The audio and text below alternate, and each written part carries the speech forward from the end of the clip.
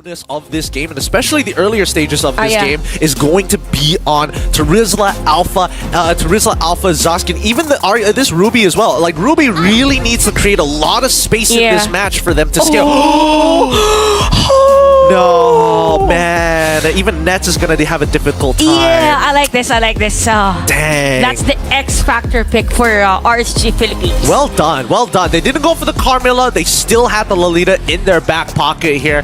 I don't know. This is starting to look really, really dicey for the Homeboys, but that's my natural opinion. Boys and girls, please take it away. Break down the compositions as we head on over to the Land of Dawn. I like when a younger person calls me a boy. You know? All right, boy. Yeah. Thank you. Okay. Don't look me in the eye when you say that. Hey, don't ever look me in the eye. Hey, you're supposed to be God. All right. I'm out of here. You just threw it to us. But yeah, looking at the hero composition, I really like the lineup of RSG Philippines. And that is because of the Lolita. It's as if you're countering majority of the damage dealers from Homeboys. So it's more on the execution now, right?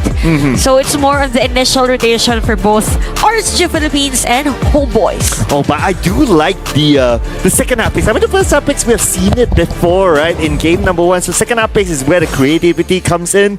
Nets, I love it. He's able to clear up waves very, very quick. So the high ground defense will be very strong. Of course, he needs to stay alive, that is. But other than that, RGPH, they're tankier this time. Yes, maybe because they knew that it's against an alpha, and they played against Amos Alpha game number 1. But look at those pokes from Aqua and Amal. Although, again, the spawn from Udil. So the struggle here for RSG Philippines is how can they find Udil again at the center of the team fight, because again, game number 1, he was at 4-0-3 with 7 kills for the whole team. So the efficiency of Udil's Zask is on top level. So look at this, right? So we have the Numenon Blast, and we also have the Nether Realm. So Nether Realm for the more defensive stuff. But hang that thought for a second. Nets, okay, Light is around, but he's still level 2, so no Numenon Blast yet. Anyway, the other members of Homeboys are around. But you have the offensive side, you have the Numenon Blast, and then you also have the Nether Realm as a defensive play after the Numenon Blast comes out. Yeah, and you were actually saying about the game for the laning of Kusei. It was very nice because he was able to force a minion not being cleared here by Nets, and that's very crucial for a gold laner. Yeah, very, very brave by Kusei. All he needs to do is just low down the help of Nets, force him to recall back, and that's pretty much job that he doesn't need to force that kill.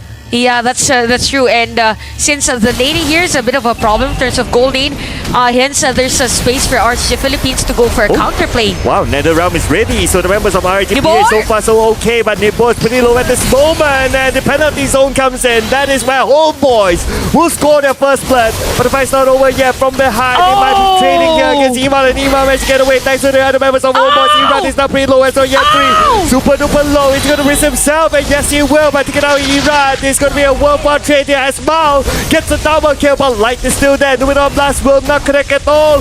Numenon Blast was a big miss there, but however, he is tanky enough to still survive. That is probably the longest team fight that we'll see for this game.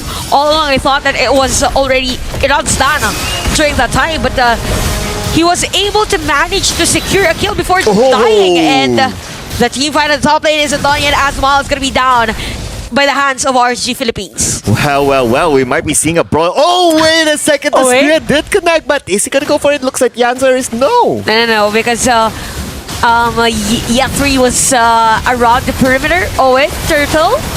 Oh, but Turtle's pretty low right now. Iran will make sure that they secure that Turtle, and now it's back out time because everyone have used their skills in that long fight. Yeah, it's 3-2, ladies and gents, for this game. 3 minutes in our game, and a lot of team fight at the top lane, and they're really focusing on limiting the potential of the XP laners, but at the same time, I really like the slow-paced laning for both Kusei and Nets. So it's safe to say that for Homeboys and RSG Philippines, they're known as a team that is heavily relying on the damage of their gold laners, or they are a type of team that is switch up their pacing mid to late game. Yeah, and so I mean, if they want to switch up the pacing, it will be crazy considering like how the pacing of the earlier game was really fast. It feels like a brawl at some point. Yeah, brawl at the XP lane.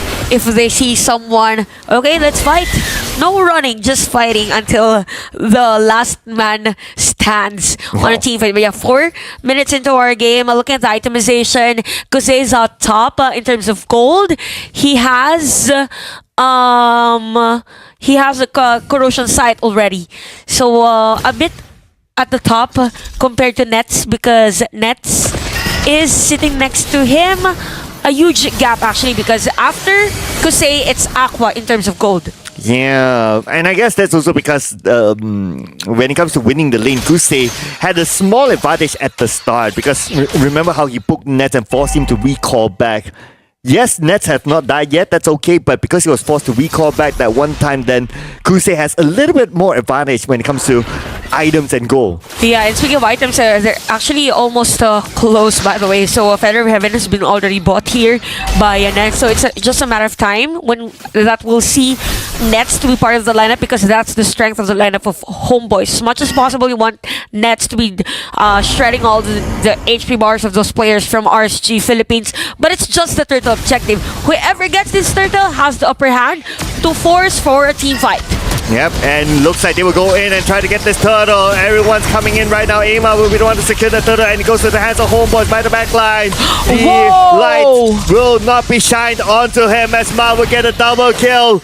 And they are looking for more objectives right now by Next taking down the mid turret. Talk about on-point ultimate usage for Amal during that time. So everything is looking good for Homeboys as to why RSG Philippines, they wanted to go for the split push, have Kuse, time is of his life, farm as much as possible. They want him activated later on other team fights. But yeah, Homeboys, they just need to continue this one out.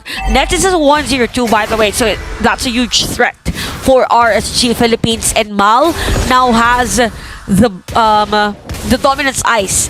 So the heroes with the life steal here, Nibor and even Kosemor on the tanky side will be countered out on the next team fights for Homeboys. Wow, look at the votes here by the fans. RSG Philippines, 78% chance to win.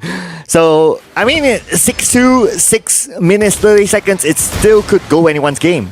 Yeah, and I kind of feel it for RSG Philippines. They're just waiting the perfect opportunity to use this Lolita, the shields, to counter out Nets and even O'Neal on a team fight. So one good Numinum Blast could turn things around for RSG Philippines. I mean, they have the kit and such, but for Homeboys, they also have the kit to counter out Light's ultimate. You know, if you see the slow or the fan shape, whatever, on the map, and it's a high chance for Homeboys to just counter it out, stop the Numinum Blast, and go for a counter engage. Yeah, the thing about Numinum Blast is that it takes a while for it to channel before it actually comes out, right? So the timing has to be really, really cool. That's why normally people will play like, okay, channel Numinum Blast and come in with a flicker. But speaking of flicker, Nivo has the flicker to safety, so now he is out of flickers with 50% health. Yeah, that's a really on point for Homeboys, because since there's no flicker, there's no initiation. Numinum Blast. Initiation. Year 3, Numinum Blast only managed to catch one, but the other members of Homeboys are still active. But Hero will make sure they secure the kill onto Year 3. Emal will make sure they get the turtle. And now all in onto the members of RGPH. The next one to fall is going to be Nemo. The last time we saw him only 50% of health, and your Homeboys will make sure that they end his life. Again, the usage of Amal's Spear of Alpha. But again, I kind of feel like for RSG Philippines, they were actually the ones that had the upper hand during the team fight. It just so happened that the backup again of Homeboys is just on point. And after that, Nets just did pushing that top lane. So it's 1.8k gold lead for Homeboys. Amal has another item, defensive item, which is the Queen Swing. So he could just dive, use the Spear of Alpha, and capitalize on the bet advanced passive that he has. Yeah, and although their gap is like 7-3 in terms of kills, but their goal difference is about 2k, which is pretty okay still so far. And if we look at the items, right, so of course our goal laners, we want to see if they can complete their items. So far for Kusei, he has completed 2 items out of his Trinity items. Yeah, and the difference is that for Kosei and Nets, basically, it's like almost an opposite type of marksman. So the skill set of these players are very much different. So it's more in the positioning, positioning for Nets. And for Kosei, it's more on when to be part of the lineup or probably use the Spear of Destruction to like have another surprise play against them. But yeah, so far, it's just the Flask of Oasis here for Light. Not enough specific defensive item for them. But we have the Boar on the Radiant Armor. Yeah, and no Dominance Eyes for RGPH as well. So... But they have the Glowing One though, but I don't think it's...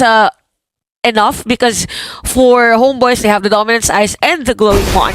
Yeah, that is because of like the goal gap between the two of them, right? So RGPH at some point they'll be able to catch up, but they cannot continue to let Homeboys to snowball because right now the Lord will be the next objective. If they get this Lord, they can possibly push RGPH to maybe even get the inhibitor turrets. Yeah, by the way, for this one I really like how zones out the players of RSG Philippines. Oh, speaking about the zone, dependency zone came in, and now Nebo is going to be the next target. At the same time, the Lord will be taken by Homeboys, but Ima's pretty low. Ima will take out Kusei. Kusei arrives at the same time thanks to the spear, and look at the amount of damage, the speed from Kusei.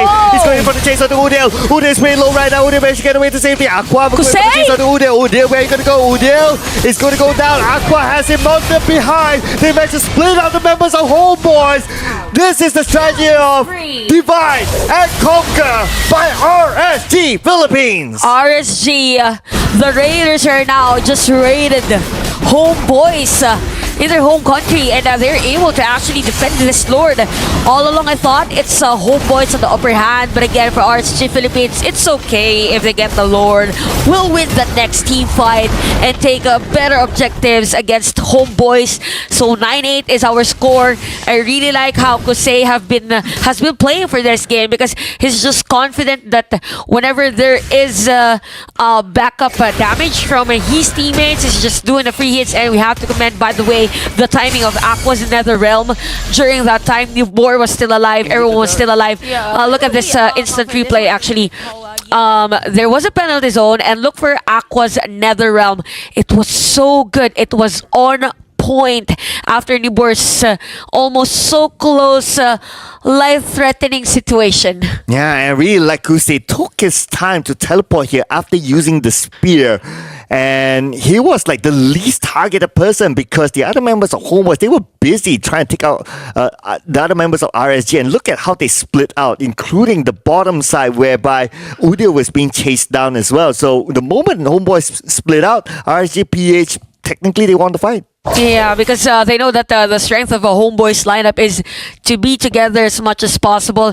And this is where the second skill of the Lolita goes because it counters out the possible threat from both Udil and Nets again.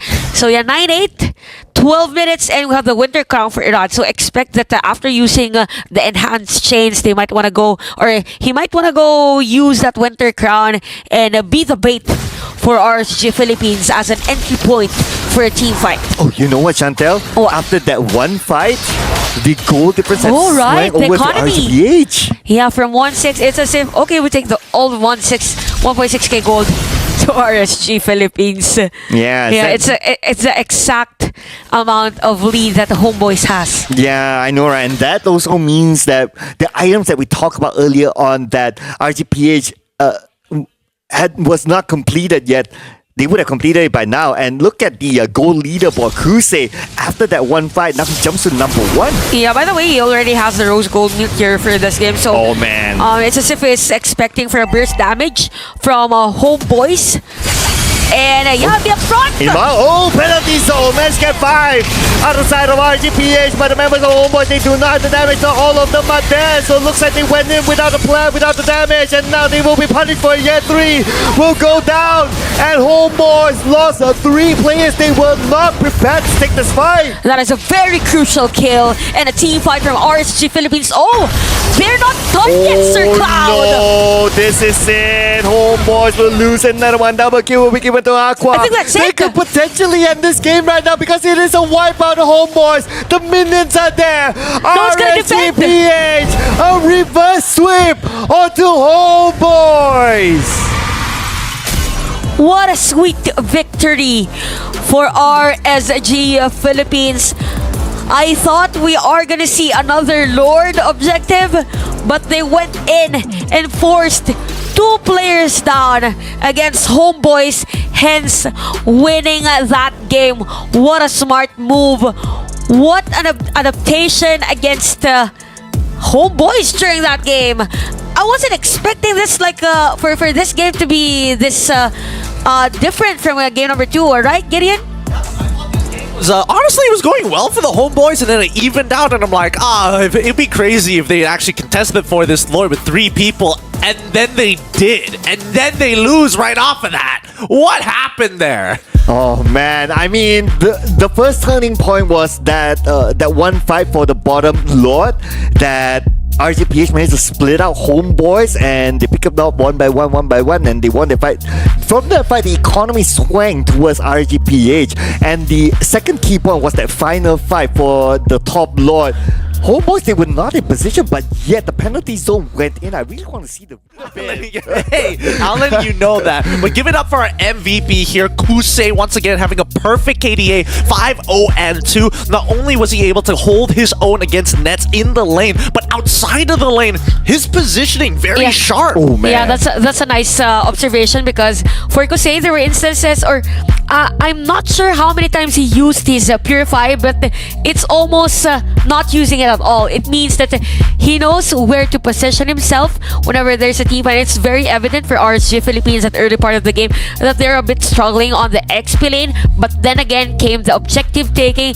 It's just them finding that perfect opportunity, using that barrier from light, and at the same time, again, this guy, Nibor, he's an XP lane, but also the post 5, also as if he's a post 5 for RSG. Yeah, Gideon, you mentioned yesterday that Nets is very good on the laning phase, but in this round, he's countered by Kusei. Kusei bossed him on the laning phase. Even 1v2, Kusei didn't have a problem. Come on, man. He's playing Natan. He's playing Natan of all things. He's not like the lane dominant hero. He's the scaling hero. I mean, the same can be said about Kusei as well, but he did opt to take the Master Assassin, so he was very willing to trade against Nets pre-level 4. And that's as much as I could say on that part. But I think the biggest game changers here with the fact that taking these Purifies really made the difference. How we interact with each other, how certain interactions change over time. I really like that you've mentioned draft, because when we say draft, it's not specifically getting the meta heroes. It's getting those heroes that could counter out potential heroes taken by a team, to which RSG was able to make. Again, yes, there were no very fancy blasts from light, but because of the shield that he has, the barrier, the bulwark, it's the reflection, rather, it's as if the Mind Eater of Udil wasn't really piercing through the formation of RSG PH, and that Mind Eater and other skills, even from Nets, is very crucial in Homebois winning a team fight against RSG. Well, if you learn anything, kids, make sure you have protection when you're looking to deal with some penetration here, because I think that when we really boil it down, right?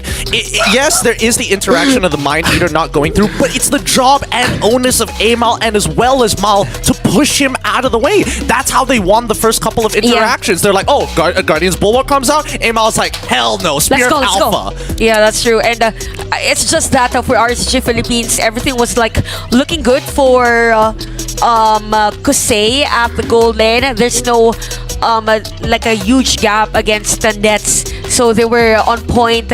So it came to a point where for RSG Philippines, as long as there is a space for a good Spear of Destruction or maybe a space for Kusei, it would be better for them. Well, for Nets, he has to take note of the positioning from Mal and A Mal just to be sufficient or efficient rather on a team fight. Speaking of efficiency, damage dealt in favor of the Homeboys actually. And when I'm looking at the numbers, they beat them in terms of damage dealt. Even damage taken, they've got the onus is on the Homeboys. The only thing they're missing out on is total heal and tower damage. Probably, and or to answer that is because again of the total heal. So it means that because of the sustainability of RSG Philippines and being able to have more time in a team fight, it made them win.